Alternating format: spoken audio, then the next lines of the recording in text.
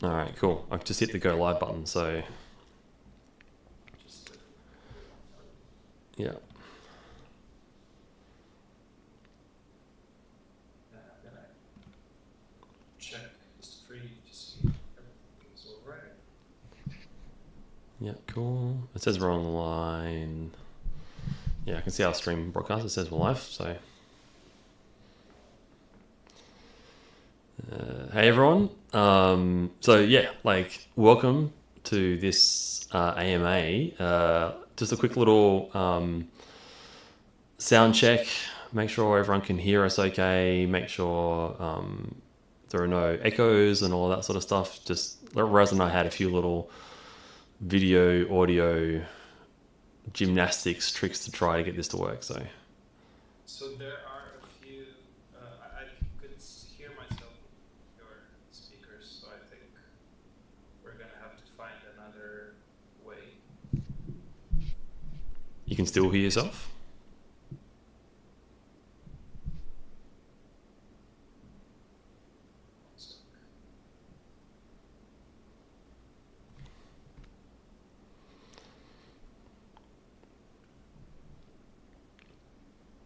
Okay, so the sound is not doubled right now, but the audio is really bad on my end.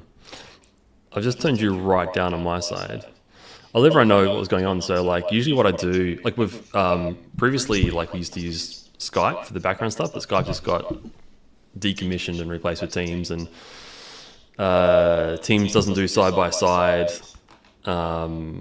So I've had to sort of have Raz in. When we try to use Google Meet doesn't do side by side either. Like, and sorry, I should say Teams does side by side, but it's like in landscape, not portrait. Somebody said they can't hear you, Raz. No, I'm echoing. Oh man. Yeah, so they can't hear me. Can't hear Raz. Raz low. Yeah, Raz, like you're low for me. I can turn you up. Okay, have a look. I think. Check Okay, 1, I'm 2. going through Teams as well. Okay, so that should stop a bit of the echo. Let's see. Raz, you go. Let's see if the guys can hear me now.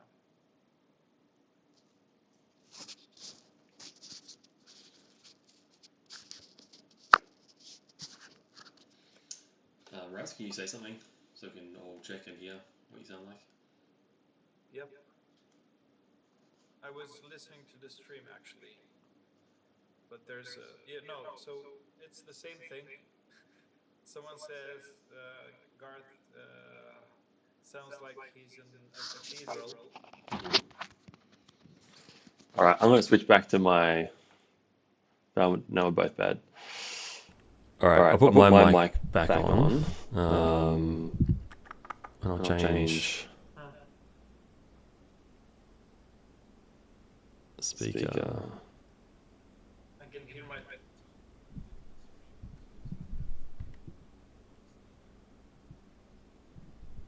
Right, okay. I've just changed some stuff. Hopefully. This is so funny. All right, okay, now I'm working, I think. But there's an echo for me. Damn.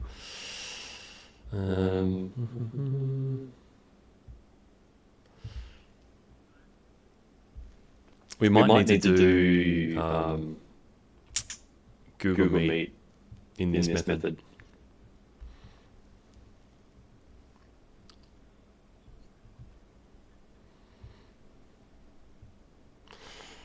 Yep.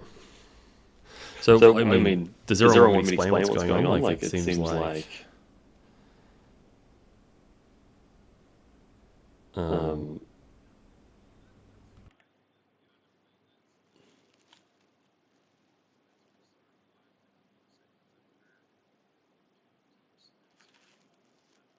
Yep. Okay.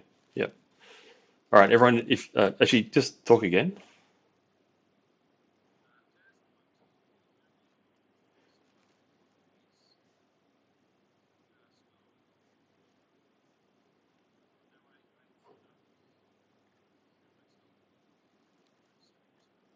Okay. All right. Give us a few minutes, guys. We'll try to sort out these audio visual issues and get it going again. So we'll be back live in 10 minutes. Yes, thanks, guys. Actually, before we go, I'll just sort of explain to everyone what's going on. It's like, for some reason, like we used to use Skype, and it used to work really well with like a side-by-side portrait view. Um, yeah, and that was great. But now the switch to Teams, if I switch to using Teams, I'm using OBS to capture and broadcast. And in this, as soon as I switch Raz to come through my ear so that he's not echoing through my mic, then OBS can't capture the audio because it's like coming through my earpiece. So it's like I can't send it, and I can't send that to OBS. Um, as far as I'm aware, I can try adding another audio input capture. Just gives you can hear me, right, Raz? Yeah, okay. Um, I'll just try adding my earpiece audio to Yes, to OBS and see see if you if I can can do do that. that.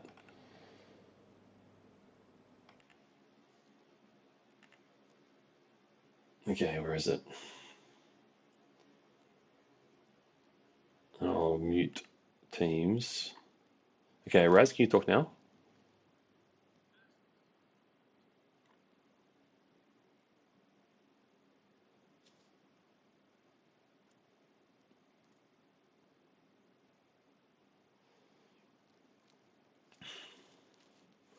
Yeah, okay. I don't think that worked. Teams, let's go.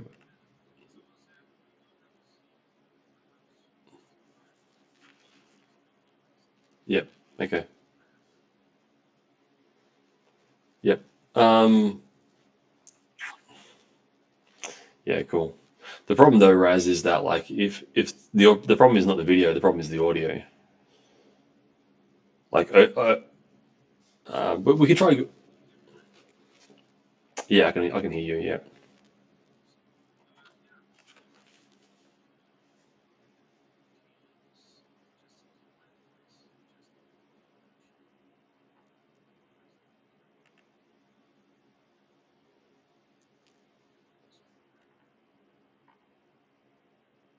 Yep. All right. Maybe just give me one more test. I'll add another audio test.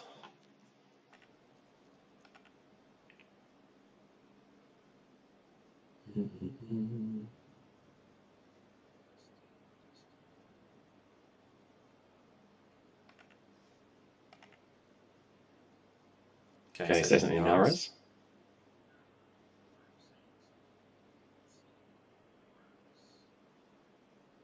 No, No, I I don't don't think think so. so. All right, we'll try Google Meet. Okay. All right. All right. I won't end the stream. We'll keep it going. You can just sort of bear with us as we try and work this out. All right. Let's just um, let's just.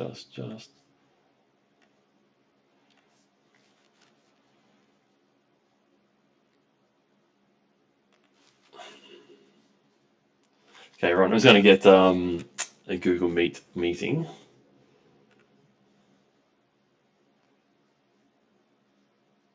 with Raz, and we'll add him in.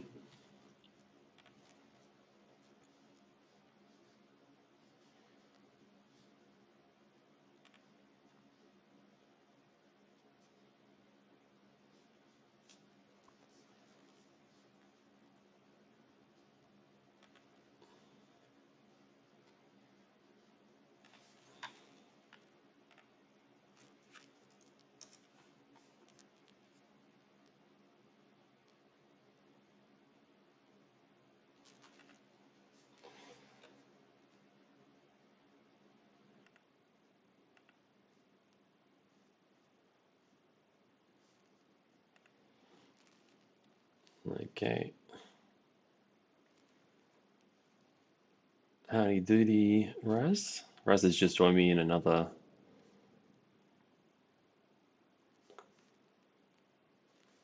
Yeah, so I can hear you, Raz. Yeah, let me try to get your audio to come through.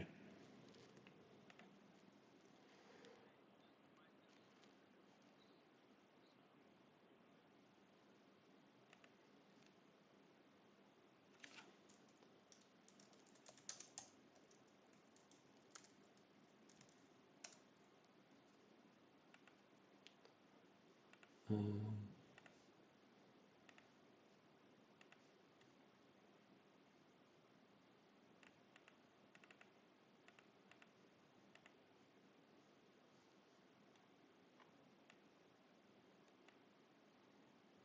all right, all right, Raz, we've got your video coming back into the stream, so you should better see yourself. I'm just like adjusting you in real time. All right, now let's gotta try to get this audio to work. Hopefully,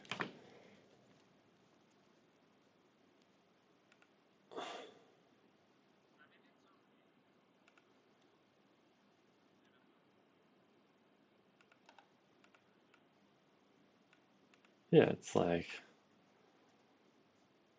this is just this is just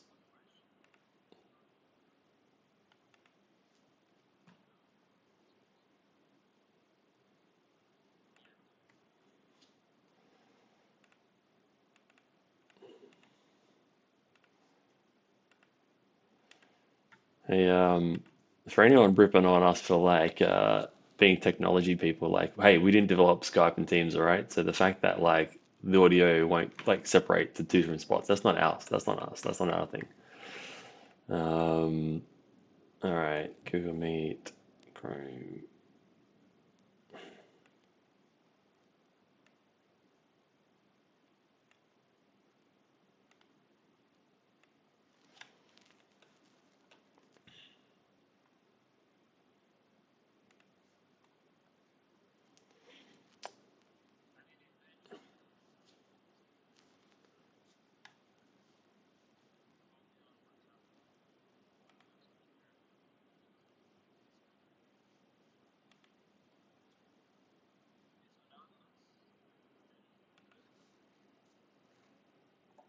The only thing remains would be the audio.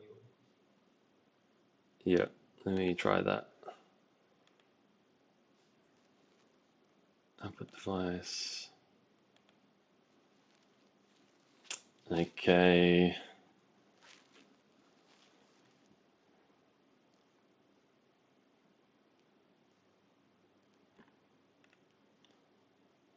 Okay, so I could hear myself, but it sounds like I'm alone in a stadium.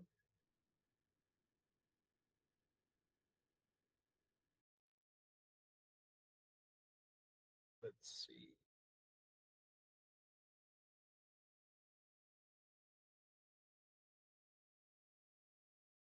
Oh, that's better.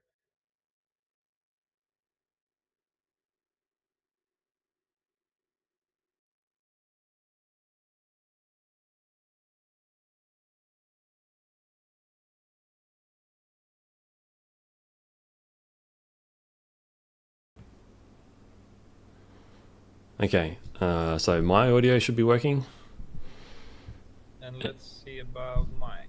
and your audio should be working. I was going to turn you up a little bit. Keep on talking, Raz. Yeah, I was just listening to the live stream Yeah, cool. I'm just adjusting your volumes. because Yeah, I'm just turning you up a little bit. Can you keep on talking, Raz? Raz, can you say something? 1 second. Yeah, it's I'm focused on hearing myself in the live stream, and Yeah. it's getting better and better. Yeah, I'm just like So tuning it up. I'm just like, if you, as you talk, I can look at the decibels in OBS and just see. I'm just trying to get your decibels right. All right, I think we're good, Raz. okay, are we sure? Can everyone confirm that we're good and we can start this AMA? it's a bit of a bumpy road until we finished with this. Yeah, so we were previously using Skype for doing these AMAs, and since this decommissioned, we didn't have any test stream. We just jumped into this about an hour ago, and since then we're trying to figure out what happened and how to fix this. But yeah, I'm happy, super happy that we sorted this out. Yeah. Well, like I say, there's so much weirdness in with Windows and cameras and audio. It's like we've got this thing where it's like if I've got OBS open, and then we start a video with Google Meet or whatever, Google Meet won't get the camera. Like it's like whatever gets it first won't get the camera. So I've got to like have OBS open first and then open the other thing later on. It's just like, yeah, like getting the timing of these things right is a real mess about. So anyway, appreciate everyone hanging around and waiting. Yeah, thank you very much, guys, for your patience. I think we can just officially start this AMA. Hello, beautiful people, and welcome to our, I think, last AMA before the launch. Not sure if we're going to host just some weekly AMAs to fill everyone out about the updates, or if you have any questions. But let's say this would be the last AMA before launch, and thank you very much, everyone, for joining. We have Garth here as our creative director, our boss man.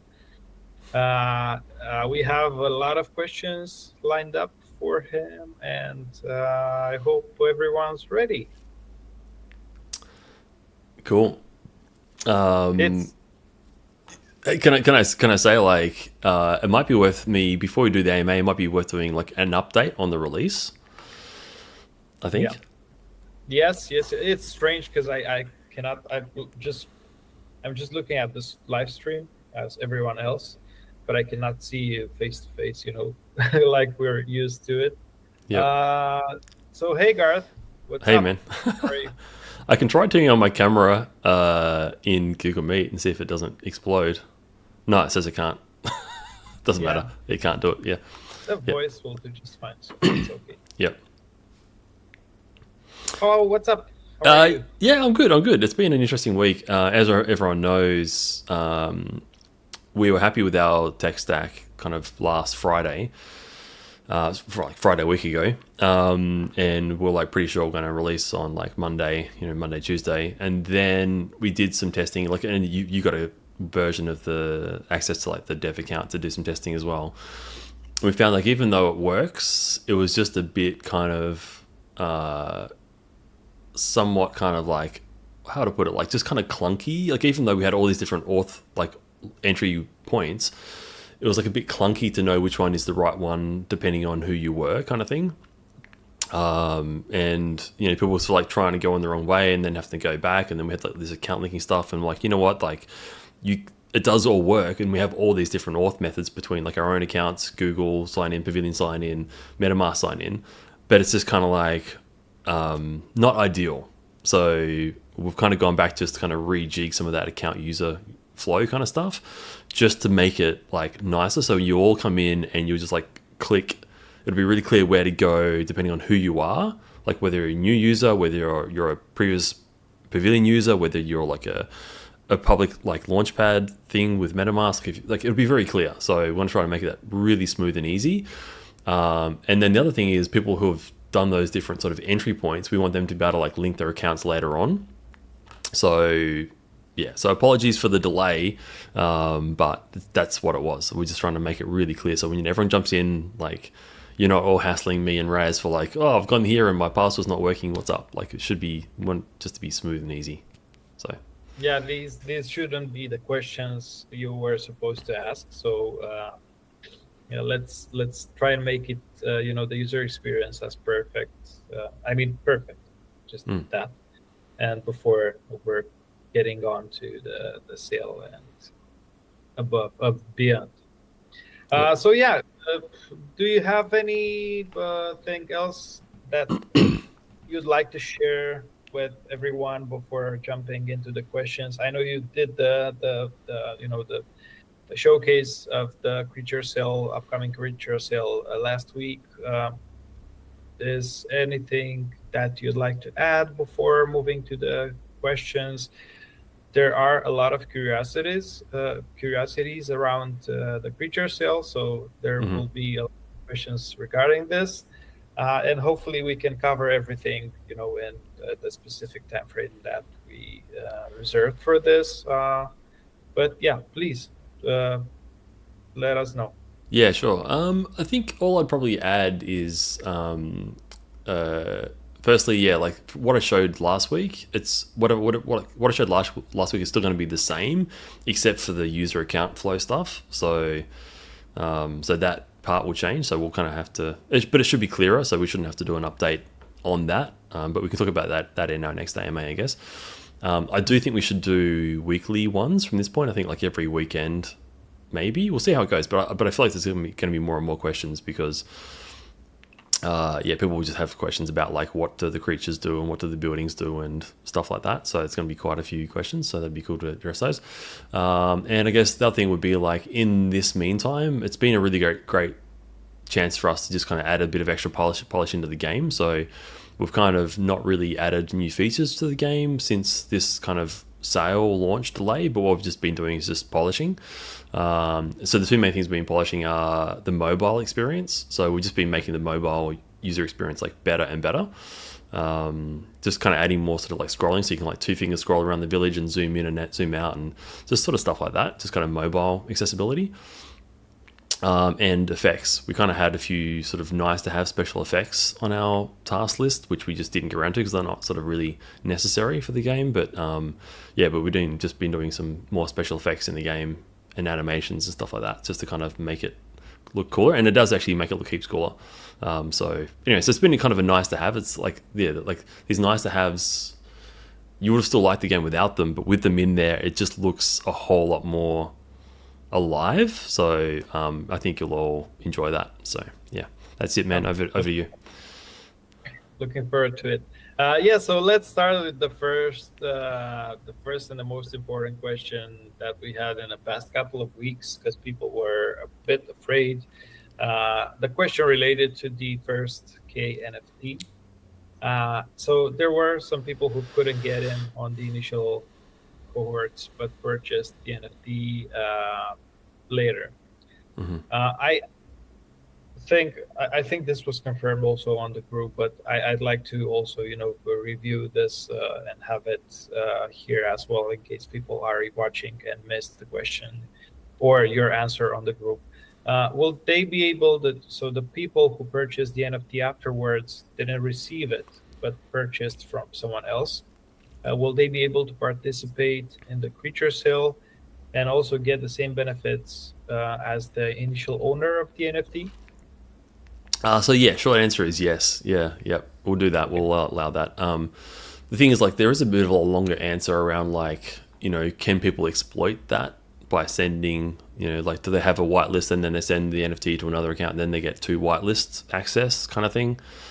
So you know what I mean? Like, the people will sort of like try to exploit the system a little bit, but anyway, we've kind of got some solutions to that. So we think we should be fine to allow that. So, regardless, people will get access with the NFT for sure. Okay, so Yeah. just I have an idea right here. So just to make sure that people don't get advantage of this, just because we're doing this. Let's say NFTs that are traded from now, won't be getting the same features or benefits as the other tradable NFTs that happened in the past Mm-hmm. couple of weeks or just before launching the pinball, the Aztec Nation. Yeah, like there's a bunch of ways we can do it, but the point is, like, whatever we do, there's development work to do it, right? Like, to do chain tests to make sure, like, if that hasn't been sent, blah blah blah. Like, there's kind of always some work involved. But either way, like, look at, like, regardless of what happens, we'll allow it. So yeah, there'll be a special cohort at the end. So it'll be sort of as per what we've put out, but then plus the NFT owners at the end. So yeah, Okay. so they will get access, and we'll just kind of work out the details in the meantime. Okay, sounds good.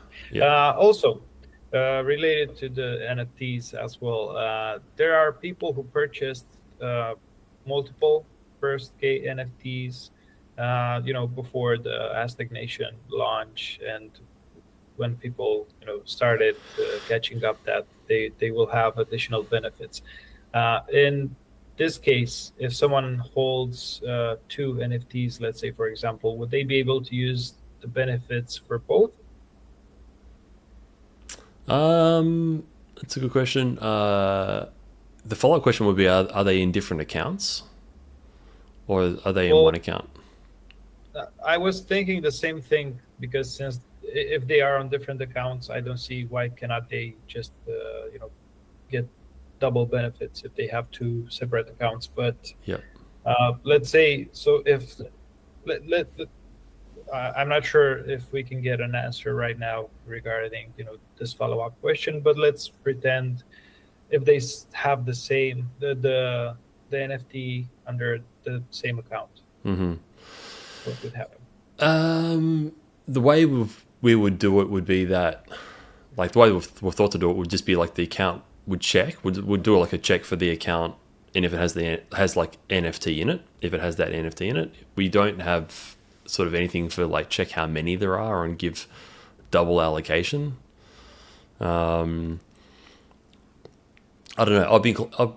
I'd probably be inclined to say like people who have two NFTs in one account, they probably don't get double allocation, because like, to go back to the original thing, I think Phantasma said something different to what we said, so that wasn't our mistakes. But we, like, right now, initial launch announcements, we said that the 1K NFT is like a little bonus thing that gives you first access to the game, but it wasn't a whitelist. Like, we were really clear about that. So we can extend that to be like, okay, the NFT can give you access to the sale. I think that's kind of cool. But to then say like, because like those NFTs, we gave them out for free. Like, we didn't sell them, and the people that we gave them to, we didn't require like they didn't have to purchase tokens to be in a whitelist just to get that NFT. It was just like a promotion to kind of for people to sign up, kind of thing. So I don't know. I guess we'll put it back. So my answer to that, the short answer would be like, no, we wouldn't naturally do a double allocation if you got two NFTs. But I guess we can put it back to the community and get their feedback on it. Because I don't want, even if it's not our fault, I don't want people to feel like they've been screwed by someone else or by misinformation, even if it's not us. But you know what I mean? I think it's a mix of both. It was a miscommunication, and because we were, obviously the first people who supported the project got the first K NFT. We were referring to the first K NFT as the initial supporters, maybe cohort one. And instead of referring to the cohort one as cohort one, we just swapped and discussed and referred to them as the first K NFT holders or owners. And that was kind of a miscommunication. Yeah. But obviously, I'm not sure. I think just a couple of them were sold from the initial owner to the other, so we won't have like a lot of people who need to just be aware of the movements of the NFTs and stuff like that. I would say like a good way for us to just make sure that everything is not confusing for anyone would be just, if you have 2-3 NFTs, just move them into separate accounts. And this way you will get benefits for each NFT. If you have two in just one account, one address, that means you get just one, the benefits for just one NFT. I'd say that to avoid any confusion. Yeah, and that said, I think even sending NFTs right now, I'm not sure if I haven't sort of been keeping totally up to date with Phantasma's development, but I'm not sure if Phoenix even allows it right now. Like supports it. I'd have to test. That I don't know. Yeah. So, but my point there would be, if you can't send it, take that question to the Phantasma community, because that's outside of our hands right now. Okay. Yeah. Well, okay. Let's move on to the next question. If this is actually the other way around. So let's say they participated to the sale with multiple accounts, and now they decide to move everything into one account. How will they be able to do it? And also there's a follow-up question. Will there be other benefits for having more than one account? What's the kind of case? Like, are these people, like, did they buy tokens? Like, They buy the creatures. No, they participate at the creature sale. They buy creature from multiple accounts, but now they want to just move everything into just one account. What's the process around that? How will they be able to do it? And also, would there be other benefits for having multiple accounts? So let's say not do this, just keep your creatures into separate accounts. There will be such and such benefits. No, there won't be really a benefit in either case. Like, in terms of this creature sale, the only benefit there would be if you made like multiple pavilion accounts and bought tokens in the initial like cohorts 1, 2, or 3 in different accounts, then you'll get like double the access to the sale, because you can buy your allocation in one account and then buy it in the next account. But after that, there won't be any benefit to keeping them in 2 accounts or putting them in one later on. So, and the next part of that question is, like, even if they want to move it, let's say there's no benefit but they want to, then yes, later on they will be able to. So what we're doing with the user experience, I mentioned at the start of this video, or after the audio and video issues, I mentioned this at that part of the video. We're sort of redoing the account linking stuff. So right now we're sort of simplifying it so that it's easier to entry, like easier entry into the game. But then later on, we're going to be sort of expanding the account linking stuff is the first thing, so you can link accounts. And it's going to be a decentralized thing, right? So once we kind of unlock the creatures after the sale, so everyone can send them to whatever chain, at that point you can move them between wallets and accounts. So you can just send them wherever you want. Okay. I think there will be another question regarding, moving the creatures, but it's not the next one. The next one is about people who claim their tokens on BNB, and but also kept some on their Pavilion account. Which group will they fall in? The first creatures around or the second one? So to address the first part of that question, there's a misunderstanding about like the claiming. So if someone claimed to BSC, then that applied to every claim. Like because there was like 4 vesting periods for the public tokens on Pavilion and on PokerStarter and such. But as soon as you hit that claim to BSC, all 4 claims went to BSC. So someone can't keep their tokens in Pavilion and BSC if they bought in Pavilion. That makes sense? But that's what that person claims, that they still have some tokens in Pavilion. Or maybe I guess they have the Nectar tokens in Pavilion, because you can't claim your Nectar tokens on BSC yet. But they don't have any Wonder tokens in Pavilion. Like if you've claimed on BSC, then your Wonder tokens are gone. Okay. In this case, they will fall on the second. Just to be clear. On the second part of the second round of the sale. Yeah. Okay. Thank you very much. Let's see what we have here. What will be available in the first game release after the creature sale? Good question. We've got some stuff coming out about the roadmap. I'll release. I won't say all of it right now, but just the quick version is it's going to be like this first release is going to be the breeders release. So it's going to be breeding, village, and pinball to open your bred creatures. So that's the first release. Thank you. It's good to keep them short. By the way, we have a lot of upcoming questions. Can people use the Goaty tokens from Pavilion for the creature sale? We haven't supported that yet, and probably not anyway. Like the first this first round of the sale is for supporting the Wonder token, which is kind of separate to other stuff. So, but so the quick answer to that is no. But I do like the idea of supporting other tokens regardless, like Goaty tokens, Soul tokens, whatever. So that stuff will come later. Yeah. Will the cohort 1 participants have additional benefits in the future, or just we're keeping just as for the creature sale? I'm not sure. I'm not sure at this stage. Maybe, maybe. Maybe.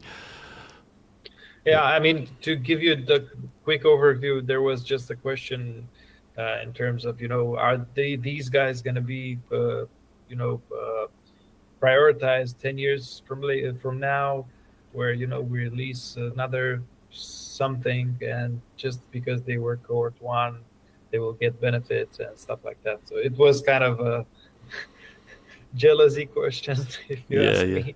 Yeah, fair enough. I mean, I don't know, it's I don't know, like it's hard to sort of project in the future. Like we're just sort of like trying to, like, I never promised that. We never sort of said they would get benefits forever. It was just kind of like, this is the benefits you get. And actually, we're adding to those benefits in terms of the NFT token and stuff like that. So we're not taking benefits away. Whether we add them and continue them is to be decided. I think, if we're going to benefit any groups later on, we'd be benefiting people who are like active in the game and playing more. Exactly. And Yeah, I was thinking the same thing.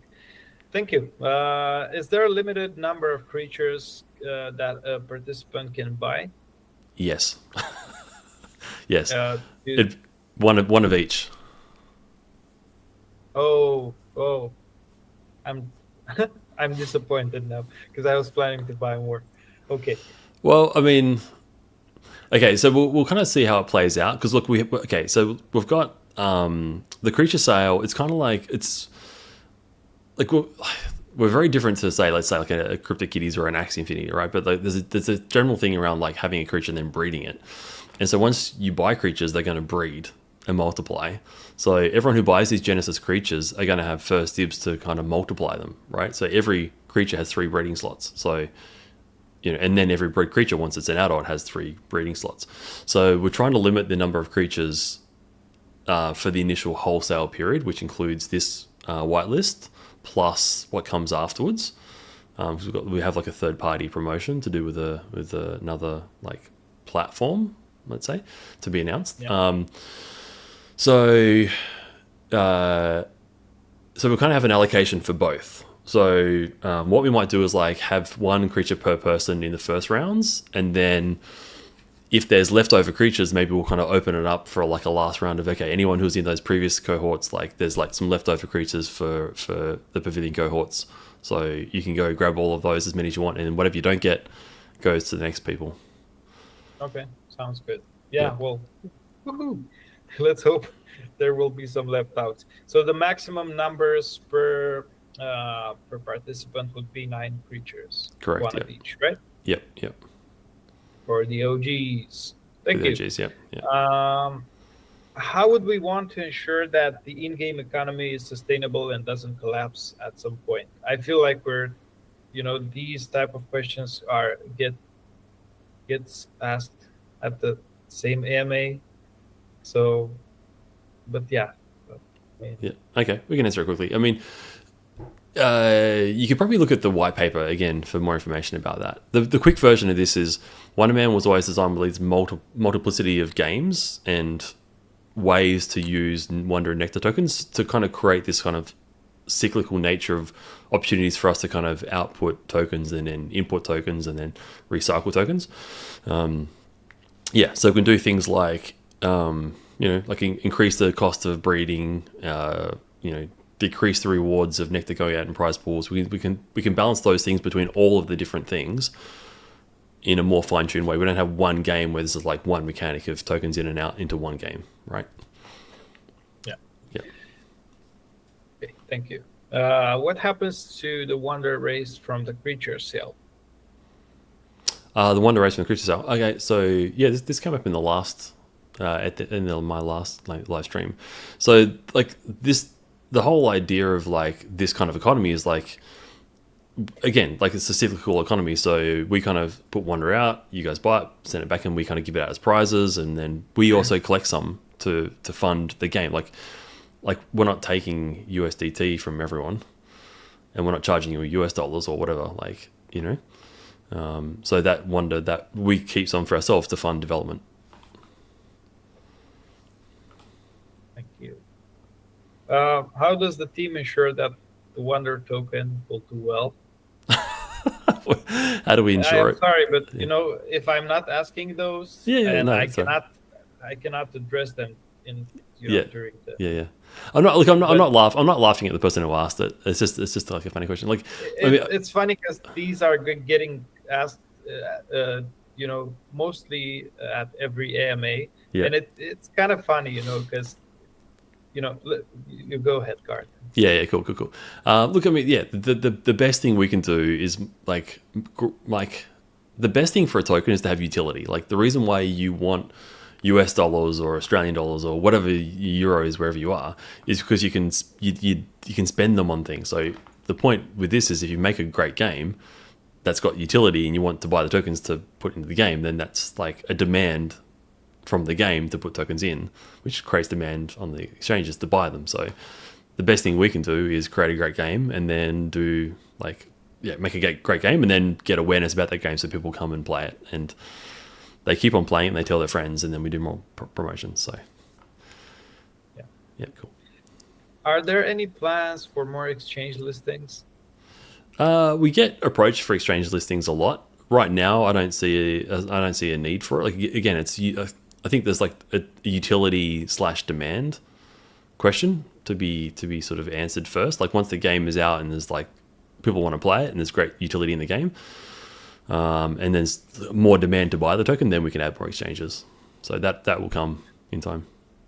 Okay, and since we're here, I remember I was asking you regarding the gate IO removal of USDT pairs, and I was asking you at some point if we're gonna plan to add USDC pairs so they the holders on the centralized exchange can use centralized exchanges for Wonder. Mm-hmm. Yeah, so adding a USDC pair, that could be reviewed. Like the main question there is like, how do people in the US get access, right? So that's the actual. And there are some people in Europe as well that don't have access to Gate right now because of the USDT pair. Yes. Okay. Yeah, I know. I don't know. The thing, the technical or aspect or whatever it's called behind this. Mm-hmm. But I know that some countries in Europe are, Gate removed access for some countries in Europe because of the USDT pairs, and I'm not sure how to explain why is this happening. But USDC would be an USDC pair would remove these issues. Yeah. Okay. All right. Yeah. We'll look at it. Again, it's kind of like not a massive priority for us right now. Like right now we want to get a great game out and you get the demand there and then we can meet the demand. But maybe we just even move it from a USDT pair to a USDC pair. Like if USDT is getting switched off in places, maybe USDC is the way to go. I don't know. I'll speak to the market maker and find out what they think. Yeah, that would be great. Thank you. So let's move to the next question. What does someone need? I think it's. Do we have another one here? Is Ghost Market going to be the Wonderman Nation market, or are we going to create a new market? I can't speak for Ghost Market. I haven't spoken to them for a while. I'm not sure what they're up to. But yeah, technically, like if they wanted to support these NFTs, then they could. And if Phoenix are going to support it too, then that should all just work. But yeah, in terms of like the first marketplace, it's done through this new shop that we built. So we built our own like direct to consumer marketplace, and then we're doing essentially it's kind of like it's like Pavilion Light in a way, where you'd be able to send things from there out to other chains. So you'd be able to send it to like from sort of the game chain to Phantasma to Phantasma Phoenix to BSC to ETH, and again there's another one that we're kind of adding as a part of this platform partnership thing that we're doing. So yeah, be able to send it out to OpenSea and other stuff as well. So there'll be lots of marketplaces. Yeah, that's. I mean, I think this has been discussed a bit over the group, and I had the same impression that since the game is multi-chain, it can be the NFTs can be tradable on the marketplaces where or the blockchains that have marketplaces for NFTs. Yeah. Any others. Yep. Okay, thank you. What does someone needs to purchase at a creature sale to be able to get the full experience? That's a good question. So to get the full experience,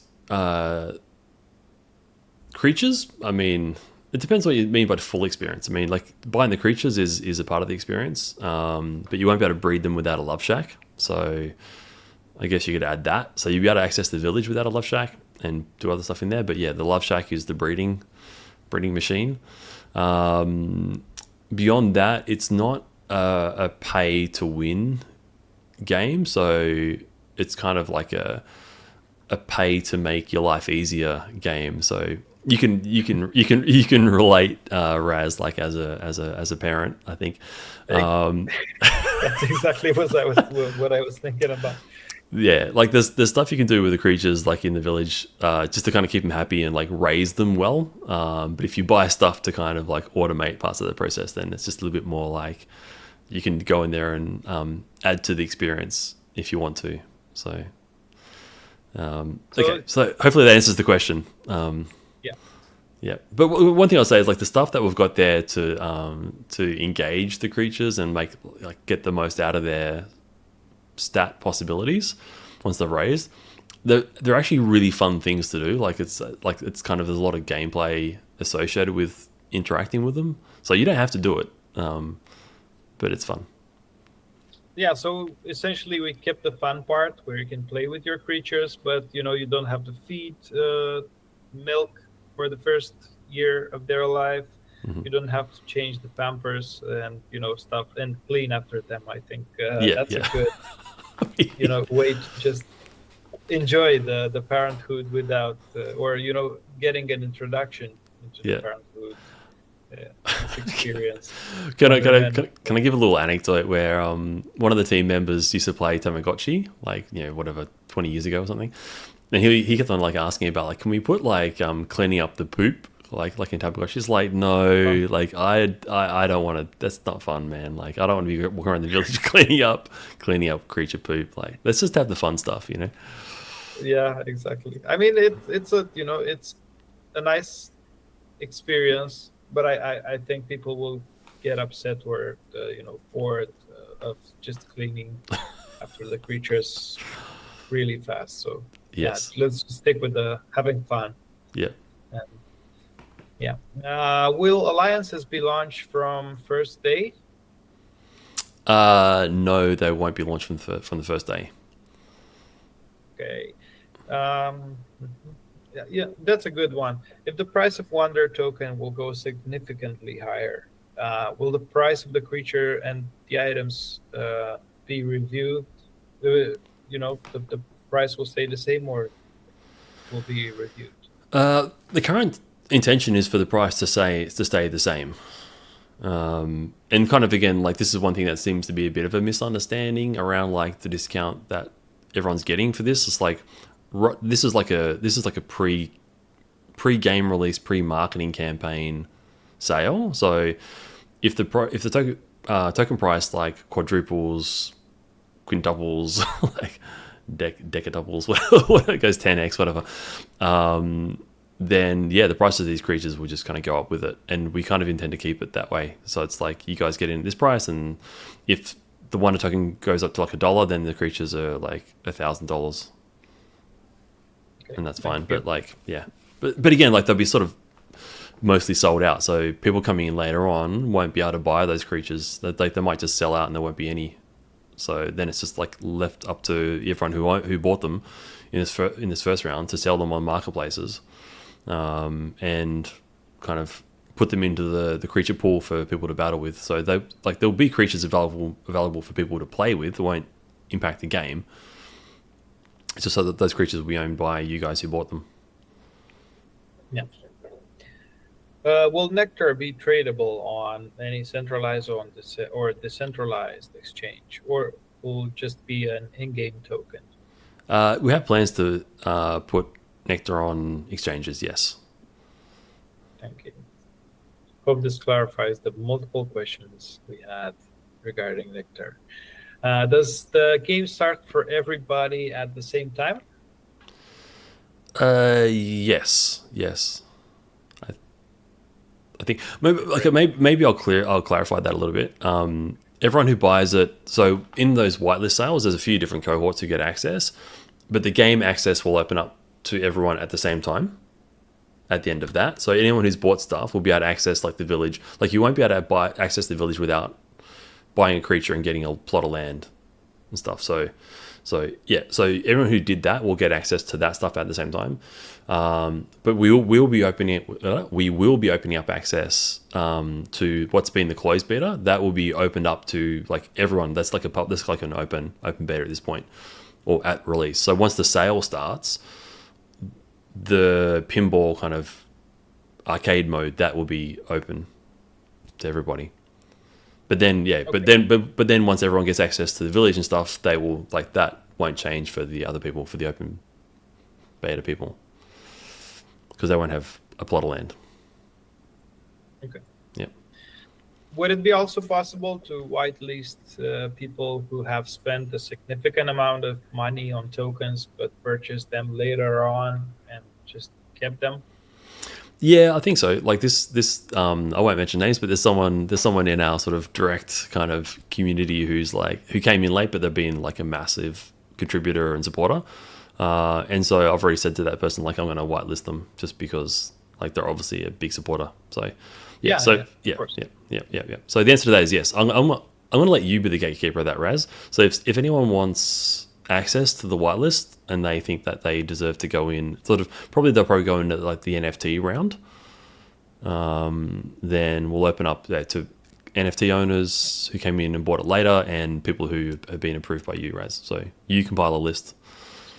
I mean, yeah, I will definitely be happy to do this, but I just want to let everyone know that we will be checking the time frames.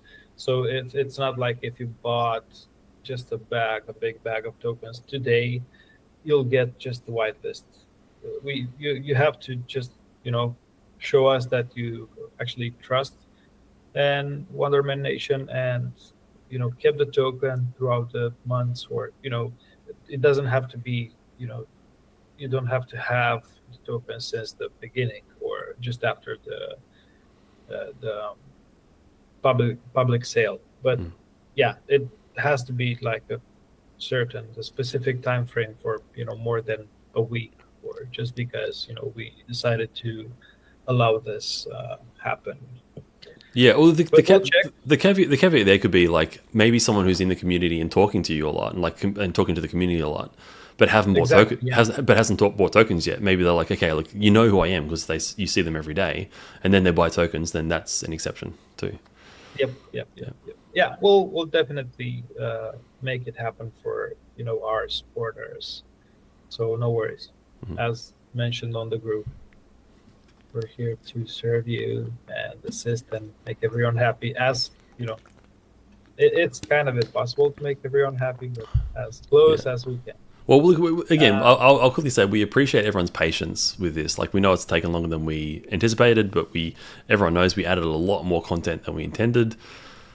But everyone stuck by and like kind of trusted that even though we're adding more stuff, we are actually making the game, and we haven't just done some 3-year scam kind of things. Like, we're making a game. We've done a lot of work.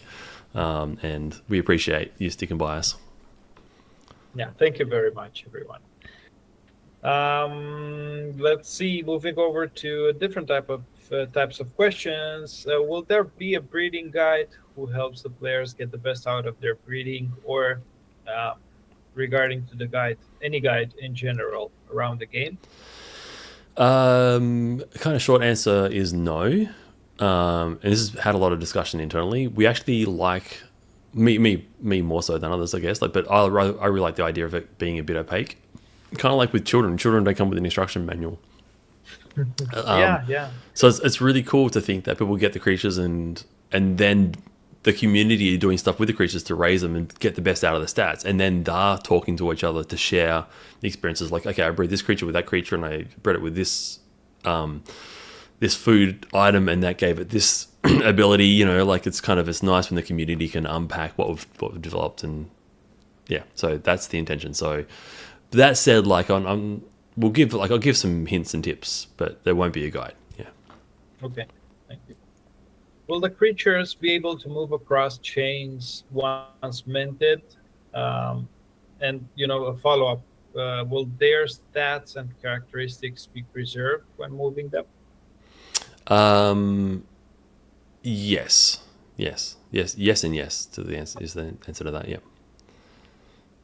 Great. Is there any benefit of having more creatures? Yes. I think. I think this was, based on the idea that you can actually purchase more of each. Mm-hmm. Oh, okay. Probably. It depends on the specifics of the question. So the benefits of having more creatures is that in your village, creatures like having other creatures around.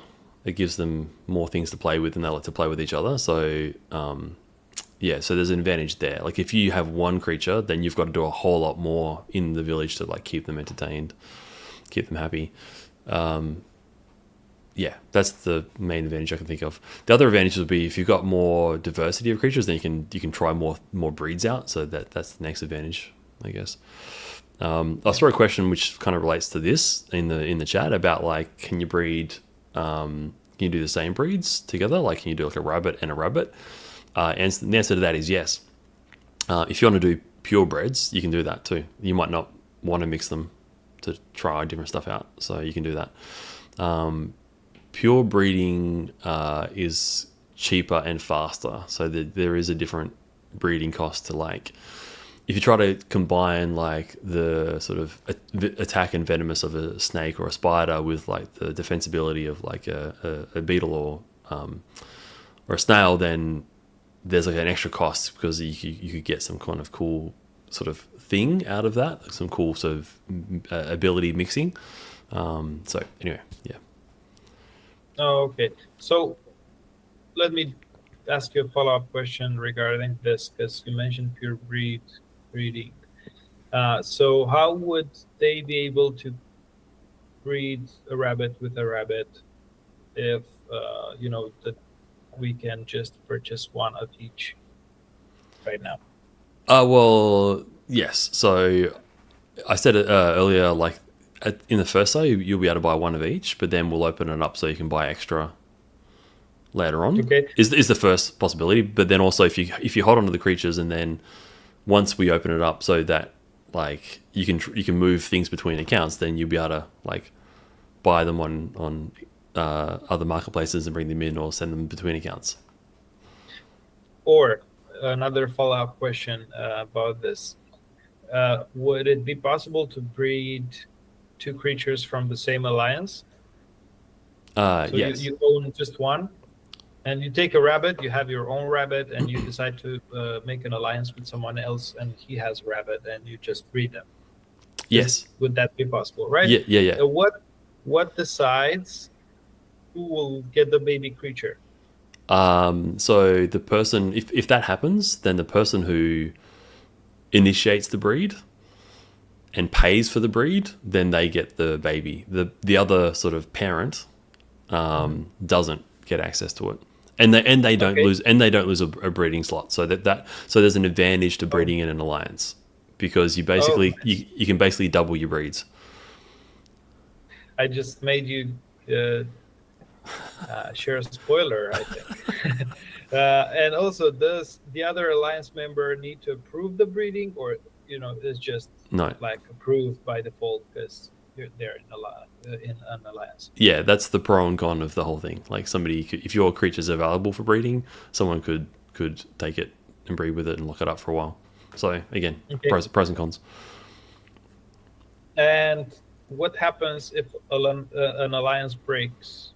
I think obviously you cannot breed anymore, but I'm not sure if there's more to this. Maybe during the breeding period? Yeah, we've been pretty good with that. Like, for example, to breed a creature, I'll give you an example. To breed a creature, you've got to own a plot of land and you have to have a love shack on that plot of land. If you start a breed in that love shack, then that love shack is occupied, right? And the creatures are locked, which means that you can't remove that love shack from the village, and therefore you also can't sell the plot of land or the love shack, right? So there's things like so the same thing would apply to an alliance. That's good. Yeah, that's interesting. Will the Genesis creatures all mint with the same stats? Yes. Will the game be multi-chain from the launch? Well, yes. Okay. What's the max cap of the Genesis creatures? We already answered that, so it would be 9 per account, right? That's right. Yep. I mean, at the moment of the creature sale, the first initial sale, 9. But then, if they decide to purchase from someone else, they have like unlimited slots, right? Sorry, I didn't quite understand that question.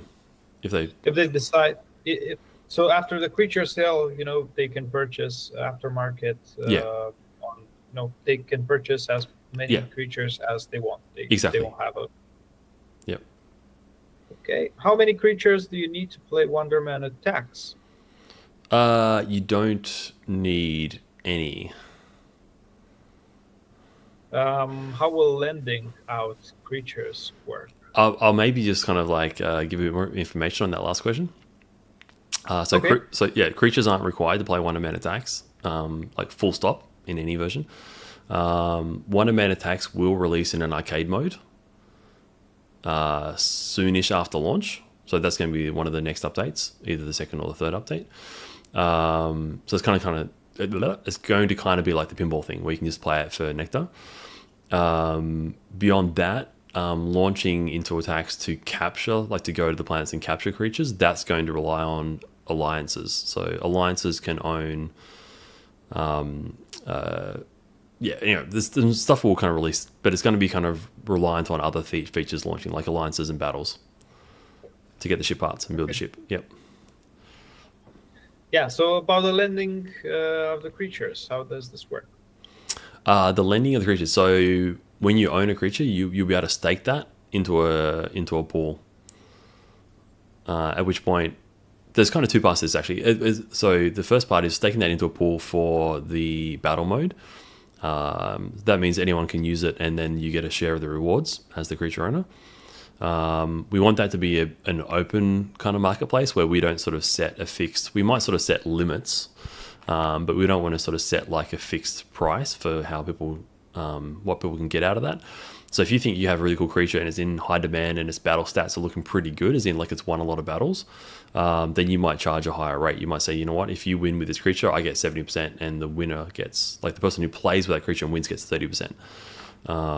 But if your creature's kind of looking up and coming and it hasn't got many battle wins, then maybe that's a different split. Maybe the creature owner gets 30% and the creature player gets 70%. So we want that to be sort of dictated by the creature owners and by the open marketplace. Yeah.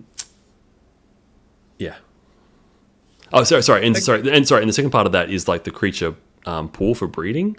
So that's kind of, yeah. So to like, with the alliances, we kind of haven't fully decided yet whether the creatures will just be like, if they're in the village, in the alliance in the village, and they haven't been assigned to a battle, then maybe they're just open for breeding. Someone can like nab it. Versus maybe you have to assign it to a pool and say, okay, this creature is available for breeding, and maybe that person who assigns the creature to be available for breeding, maybe they actually get a portion of the wonder that the breeder spends to breed. Okay. So they could be like a Yeah. breeding pool. So yeah, that's a Interesting. yep. The other creatures that come into the game, do we have to buy, discover, or catch them? The other creatures that come into the game. So, in terms of buying them, like they'll be controlled by you guys who do the first breeds. So people who do the first breeds will be able to send those to other marketplaces or our marketplace or whatever and sell them. So you can buy them from there. Other than that, there's the creature capture that will come in attacks later on. Okay. Yep. What will be the biggest difference or difference overall with holding creatures on, let's say, BNB compared to holding it on Phantasma?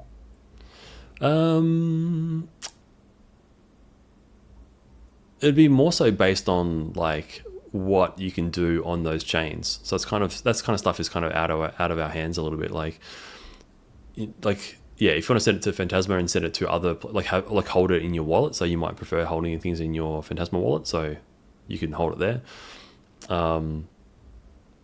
Yeah, you might want to use Ghost Market, so you can use Phantasma for that. And vice versa, you might send it to ETH to send it to OpenSea or something. So it's more to do with like what the chains themselves offer rather than what we offer. Okay. Can the Alliance totem be sold? Yes.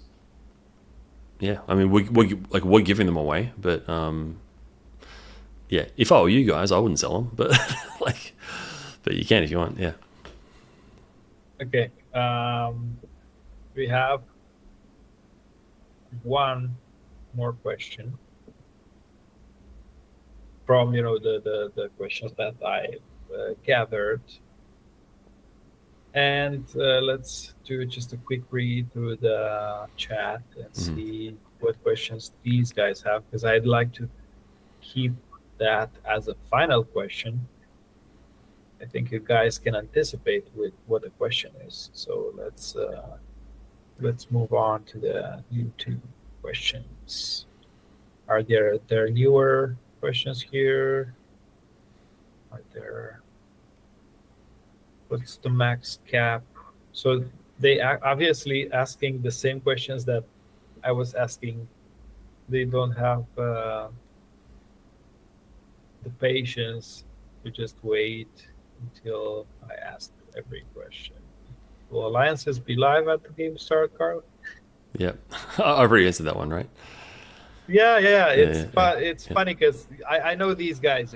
Yeah. They're the ones that also ask the question. Oh, okay, yeah, cool. But they're asking the same questions here as well. Okay, fair enough. Let's see.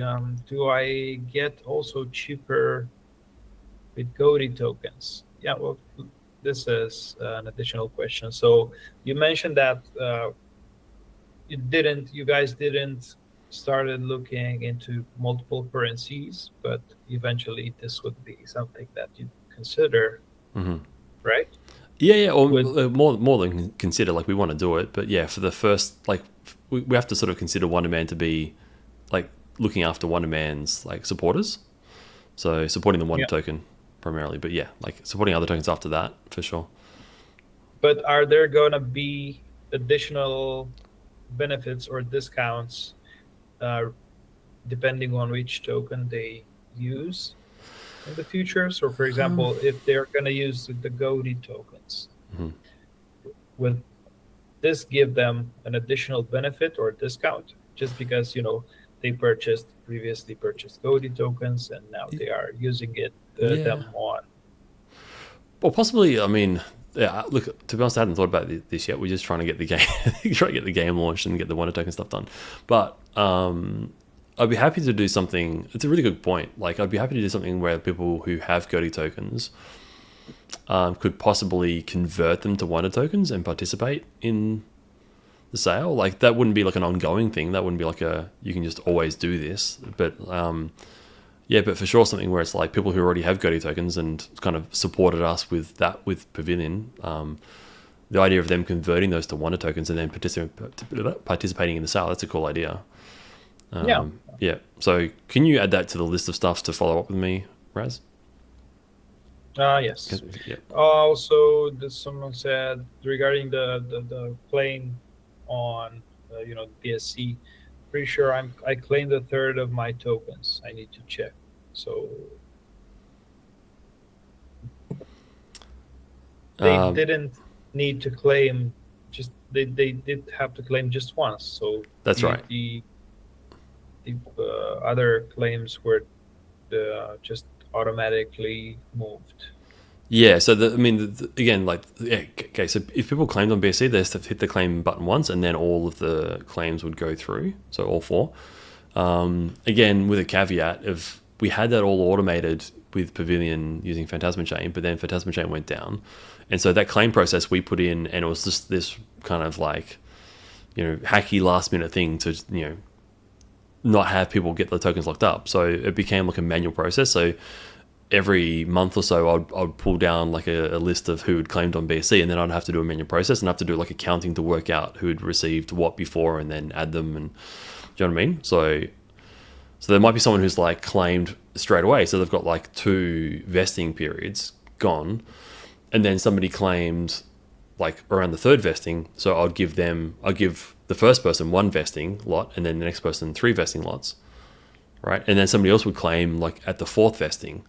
So then I'd be giving them all 4 in one shot, and then the other person 1. You know what I mean? Like, it was a pain in the ass, if I can say. Like, I'm really annoyed that I had to do that because we had already built this automated system. But anyway, so one thing I would say is, like, if anyone thinks they've received less tokens than they should have, let us know, and we can look into it, because we don't want that to happen. We had some issues at some point. I mean, potential issues that eventually weren't issues, where just people moved their tokens but then forgot about them and stuff like that. But we were able to check and verify that everything went well, and there wasn't any issues. Yeah, well, if I can sort of back that up, it's like, we've had like maybe 20 people contact us to say they haven't gotten their tokens. In every single case they had. And it was either a case of like they didn't know how to add the Wonderman token to MetaMask, and so it just said, just add that token, then it's in your wallet, just add it to MetaMask, and now you can see it. But it's in your wallet. We can see it's in your wallet. The other half of the people were like, they had actually moved them to PancakeSwap and sold them. Like, dude, like, you're saying you haven't got your tokens, but you've gotten them, you've sent them to PancakeSwap and sold them, and now you're telling, like, we can see it's on chain, man. Like, night and day. So, but that said, like, it's not to say, so right now I haven't made a mistake. We haven't found a case where I've made a mistake, but for sure, like, I'm human, and it was very annoying and messy to do that process. So for sure, I could have made a mistake at some point. We just haven't seen a case of that yet. Yeah. Okay, let's move over. Will happy creatures have benefits? Happy with, sorry, what was it? Happy creatures. Happy creatures. Yeah, happy. I don't understand. I mean, the if question. they are happier, all right. probably, like, maybe they grow to be stronger. Oh, okay. Sorry. I think I get the question. Like, when you're in the village, if you're raising the creatures and you're looking after their needs, do they? Yes. If they are happier, will Yeah. So better. Yes. So there's kind of 2 parts to that. So if they're a baby creature, if you've just bred a baby, if you look after them and you keep them happy and you keep their needs met, then you will essentially unlock every benefit that creature could ever have. right? If you don't look after your creature and it's like unhappy in some way, then it may be missing an ability or one of the stats might be lower. That's for baby. That's for baby creatures. For adult creatures, it's different. Like adults are more. Like if you've got an adult creature, you don't need to look after it. It just looks after itself. It's an adult. Once it's been through the battle system, once battles launch, then you may need. It will recover itself. If you have a village and the creature, and your adult is in the village, then the adult will just recover over time. It will heal. But if you feed it food and look after it, it'll speed that up. So you can kind of like fast track that recovery. Okay. When will alliances be launched? Great question. We've got 2 releases. So that's going to be the Attacks Arcade mode and the Break-In Arcade. Well, 2 releases of 3 things. Break-In Arcade mode, Attacks Arcade mode, Break-In Arcade mode, and the Break-In editor, or what we're calling the Paint Make Play editor, or Paint Make Game editor. So they're going to launch first, and then we're going to launch the alliances. So it's kind of dependent on how those kind of roll out. But I'd say alliances should be live in like a few months. Okay. Is the plan. Can the same breed with each other? Yes. Yep. After the 14 days growing up period, will the creatures be better / stronger over time? That's a good question. So we there is for the most part their stats don't change after they've reached adulthood. With the exception of, we do have a little bit of a sort of a skill set thing that creatures can learn. So as they go through battles, they do kind of skill up a little bit. So their stats don't improve so much as their skill sets do. But we'll release more information about that when the battles launch. Okay. Another just similar question. The older, the better stats? Say that again, sorry? The older, the better? Yeah. The older, the better. So, stats. I mean, the stats are getting better if the creatures are getting older? Yeah, so so between day 0 to day 14 of a baby, if you're looking after the baby, then stats increase, right? Up until the baby reaches adulthood. After adulthood, the stats don't change. Like that, the stats that you get then at the end of that are baked in. But as you do battles, the creature will get some XP from battle skills. So its stats won't change, but its kind of skills do. Okay.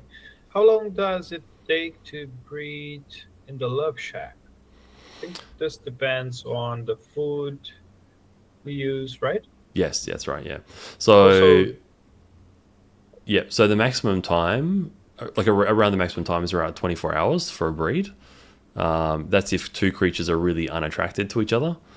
So there's like 3 attraction levels. There's like really attracted, neutral, really unattracted to each other. Creatures who are really unattracted to each other, they take longer to breed, but you can speed, in all 3 cases, you can speed it up with food. And food will give you like a 2x speed. So if creatures are really unattracted, but you throw some goodies into the mix, then you'll knock that down to about 12 hours. If creatures are really attracted to each other, then they may take around 12 hours, but you can speed that up to like 6 hours, like roughly. Yeah, so they need time to get to know each other. Exactly, yeah. Because they hate. They need to get drunk and get party and get frisky, yeah. And what about the stats of the creatures? If you breed 2 creatures that, hate each other, would this affect the stats of the baby creature? It's kind of funny. It's like you can think about it from like it's an organic process. So it's kind of hard to say. Like, we are going to be surprised by some of the stuff that comes out of these genes, to be honest, right? But the way it generally works is if 2 creatures are really unattracted to each other, it means they're really opposite. So the more opposite they are in stats, the less attracted to each other they are. But that could mean that you end up with like a really cool mix of like attack and defense. So you might have one creature that's really good at attack and like not good at defense, and vice versa. Those two creatures will be very unattracted to each other because they're so different. But then if you breed them together, like you could get some cool benefits or some unique characteristics in stats. Yeah, I mean, yeah, it could be something. Let's see. What is the total Genesis creatures? Not per person, so just overall. Yeah, that's a good question. All right, so I was hoping to not have to answer that one, just in case we have to sort of adjust some things later on. But essentially, it's 5,000. Okay. Yeah, and I really don't think we have to change that. So, yeah. Okay, we'll see. Maybe if you would have let more per cap, like not just one of each, this could have been just sold out in the first round. Just my guess. But the thing is, like we want to support OGs, and we are like with giving first access and getting them at like a lot cheaper prices. Then later on, like we want other people to get into the game as well. It's one of those things where it's like the OGs want to kind of get in and get first dibs, and we want that too. That's very cool. But also like diversity and more people who own creatures is also going to be good for the economy and for the whole ecosystem and stuff. So yeah. And this removes the question: what if I ran out of creatures? You know, I'm in the second round of the sale. I'm in the third round of the sale, and we had some. We have some questions around this as well. So, but I was thinking, you know, exactly how you said it. There's a max capital per user, and this way, everyone will be able to just participate at the sale without feeling left out, or you know, we run out of something, we need to add it, or you know, it cannot be added and stuff like that. So yeah. So no worries, everyone. Again, we're gonna have a pool of creatures available for all these OG users, but then we'll kind of like let everyone take like bites at that, so that by the time people get into the third and fourth round, there's still some left, and then there's like a remainder. Yeah. Let's see. So, how many rabbits will be there in total? So yeah, 5,000 divided by 9. Yeah. Yeah. So do we have a? I almost said it. Okay, so since we ran out of questions right now, Francisco asked the same question that I left out. You know, my pool of questions that I gathered from the Telegram. Do we have a hard date for the creature sale? A hard date. Well, I mean, we did have a hard date. I was sure we we're gonna launch it last kind of Monday, right? Except that like some users, including you, Raz, like came to log in. You're like, oh, you got into the game, like it worked, but you're like, you know, it was kind of slightly confusing. Yeah, there are some stuff to getting, you know, polished, so you guys can have the best experience. Yes. So the hard date was last Monday. Like that was and we could have launched. So it wasn't. We didn't delay it because we couldn't sort of execute on it. We just decided it was just not the best user experience. That said, I've been working on it today, and we worked on it last week. I'm pretty happy with where it's at right now. I think we're going to do some more final testing on Monday, to sort of pull the last few little pieces together. All going well with that. I mean, I don't know, like even if we want to make some improvements, we can make improvements after the sale goes live, but I don't have to be too crazy anal about this. But I just don't want you guys to wait so long and get in and sort of hit a brick wall of like, this is frustrating, kind of trying to get in, like, you know, trying to use it. For example, like we had like a Wonderman account and a Pavilion account. People were trying to use the Pavilion passwords and usernames in the Wonderman account, thinking that was the same thing. And that's a valid assumption. So we've kind of like cleared up some things around that, right? So Yeah, so come Monday, Tuesday, we're going to be looking at it, doing some last minute testing. What we could probably do is like give access, like first access to a few people to kind of get access to the sale and give us some feedback. And if that all goes well, then we just like open it up to everybody. So I don't know. Long story short, like I think sort of Monday, Tuesday this week coming Okay, yeah. is my Yeah. belief. Couch Co Game Studio said perfection is impossible. Please just launch. Well, let's do this. Let's not aim for perfection, but at least for a great user experience. And hopefully we can next week. You can all from the cohort one Yeah. can all start buying their creatures and following the guys who claimed the tokens and so on until we eventually start breeding and play the game. Yeah. Look, I'll kind of just the co-op was it co-op couch co-op game show. You're correct, but I'd say like out of all the people we got to test the user experience, every single one of them had some problem or question or like even to the point of one person was like trying to log in with Pavilion and they're clicking the Pavilion button and Pavilion was like going, yeah, I'm logged in, and then they come back to the game and it just wasn't logging them in. It's like, WTF, man, like they're logged in, like why is this auth not coming through? So we just really don't want you guys all jumping in and like doing the steps and bashing your head against the wall going, come on guys, like I can't even log in, I've clicked the button, I've put my stuff in, like it's got to work, right? Like yeah, so Yeah. not perfection, but we're aiming for like a solid 80% good user experience at least. Well, that's it for now. We actually managed to answer all of the questions, and Awesome. yeah, I'm pretty happy. I'm actually, as a community member, I'm really happy with what I heard today. I hope everyone is happy as well. And yeah, we're looking forward to the creature sale. Yeah. So awesome. Thank you. yeah, Me too. Well, thank you very much, everyone. It's been a pleasure having this AMA. Of course, we're looking forward to the creature sale launch, which will probably happen next week, mostly. Yeah, well, on Tuesday or. Yeah. Let's just say Tuesday. But yeah, of course, we'll let everyone know. So no worries. Yeah. Yeah. If you have any additional questions, please let's move this over to Telegram. I'd be happy to let you know if I know the answers, or we're just keeping them for the next AMA, which will probably happen sooner rather than later, because we're planning to do this